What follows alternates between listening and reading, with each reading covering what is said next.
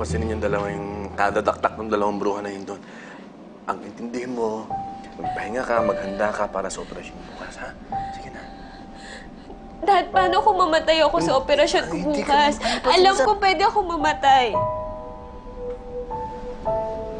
Kaya Dad, sige na.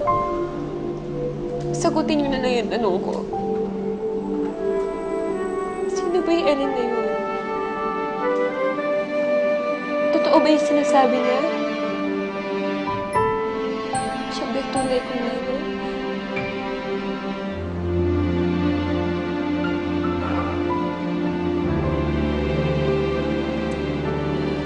Oo, totoo ang sinasabi niya. Siya na ang tunay mong ina.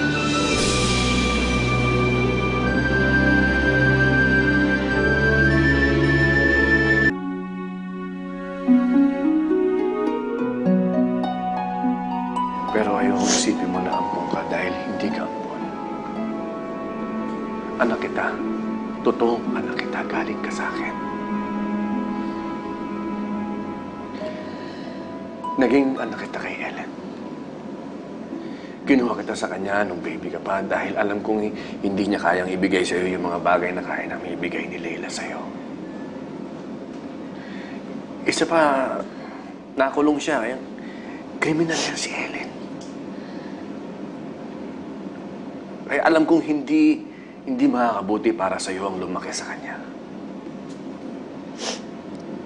Daddy, hindi niyo naman kailangan i-depensa yung sarili niyo eh. Hindi ako galit sa inyo. Hindi rin ako galit sa Ellen na yun.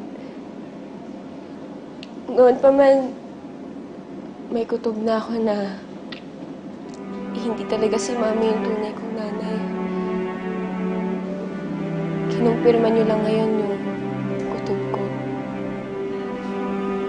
So, anong nararamdaman mo ngayon? At kahit hindi si Mami yung tunay kong nanay, masakit pa rin po eh. Kasi ngayon, alam ko na kung bakit kahit kailan hindi ko naramdaman na nanay siya sa akin.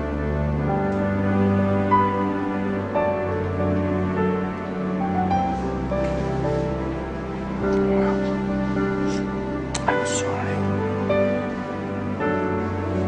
Sorry.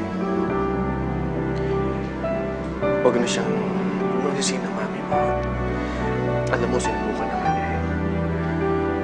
Minahal ka noon sa kanili niyang pamamaraan. Minahal ka noon. Kung minahal man niya ako o hindi, ayoko na po siyang i-judge. May sama ako naman kung i-judge ko pa siya. To think na for 19 years, siya yung tinatawag kong mami. Tama. Alam mo, huwag na lang muna natin pag-usapan to. Pwede, ha? Pahinga ka muna. Ayoko pa magpahinga, Daddy. Gusto ko muna siya makausap. Sino mami mo? Si Ellen po. Ang tunay kong nanay. Sana po pagbigyan mo.